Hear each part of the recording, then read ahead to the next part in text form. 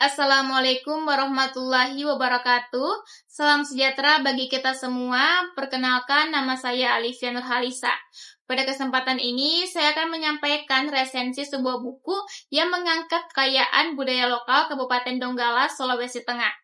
Pernahkah kita berpikir bahwa di balik sebuah cerita rakyat tersimpan nilai sejarah, kehidupan, dan identitas suatu daerah?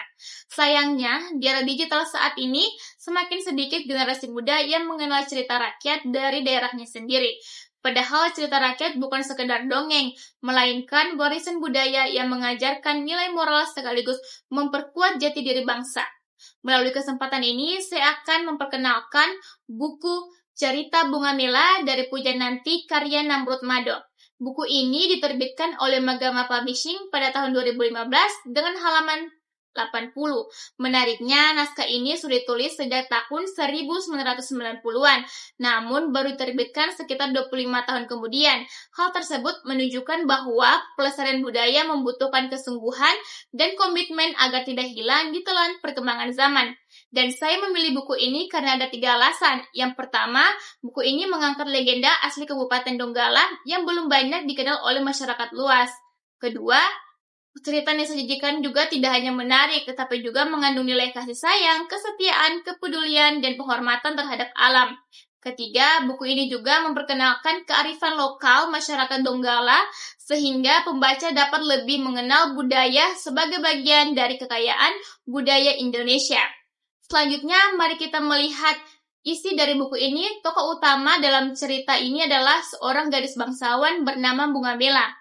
Ia dikenal memiliki paras yang cantik, berhati lembut, dan mencintai alam.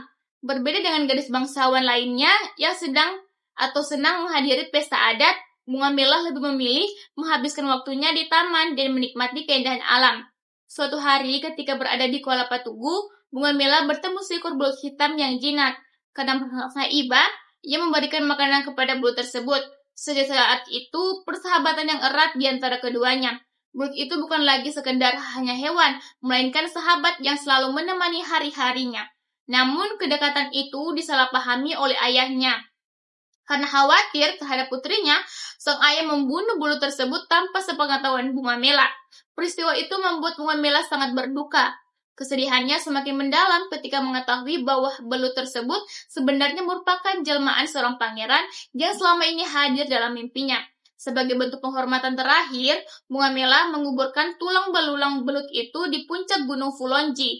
Menurut legenda masyarakat, dari tempat itu kemudian tumbuh pohon ajaib yang menjadi simbol penting dalam kehidupan masyarakat Donggala. Melalui kisah ini, penulis ingin menyampaikan bahwa kasih sayang tidak mengenal perbedaan, setiap makhluk hidup dapat layak dihargai, dan manusia harus hidup berdampingan dengan alam secara harmonis. Dan menurut saya, buku ini juga memiliki beberapa kelebihan. Yang pertama, buku ini berhasil mendokumentasikan salah satu legenda masyarakat Donggala, sehingga dapat menjadi media pelestarian budaya lokal. Kedua, cerita yang disajikan juga mengandung banyak nilai moral seperti kasih sayang, kesetiaan, kepedulian, rasa hormat, serta kecintaan terhadap alam. Yang ketiga, alur cerita yang disusun juga secara runtut sehingga mudah diikuti dan mampu membuat pembaca penasaran hingga akhir cerita. Dan keempat, gaya bahasa yang digunakan juga sederhana, komunikatif, dan mudah dipahami. Penulis juga menggunakan unsur budaya lokal untuk memperkaya isi cerita tanpa mengurangi kenyamanan pembaca. Namun demikian, buku ini juga masih memiliki beberapa kekurangan. Buku ini belum dilengkapi ilustrasi, sehingga pembaca harus membayangkan sendiri suasana, tokoh, maupun latar cerita. Selain itu, beberapa bagian juga terutama mengenai asal-usul belut sebagai jelmaan seorang pangeran dijelaskan secara singkat sehingga konflik dan hubungan emosional antar tokoh belum tergambar secara mendalam. Menurut saya, kekurangan tersebut dapat menjadi masukan apabila buku ini akan diterbitkan kembali. Penambahan ilustrasi, pengembangan karakter tokoh, serta penjelasan yang lebih rinci pada beberapa bagian cerita akan membuat pengalaman membaca menjadi lebih menarik tanpa mengurangi nilai budaya yang terkandung di dalamnya. Secara keseluruhan, saya memberikan apresiasi yang tinggi kepada penulis karena telah mengangkat kembali salah satu legenda masyarakat Donggala dalam bentuk buku. Kehadiran buku ini juga menjadi bukti bahwa cerita rakyat dapat menjadi sarana pendidikan karakter sekaligus media pelestarian budaya daerah. Buku ini juga sangat layak dibaca oleh pelajar, mahasiswa, guru, pegiat literasi maupun masyarakat umum yang ingin mengenal lebih dekat cerita rakyat dan kearifan lokal Indonesia, khususnya dari Kabupaten Donggala.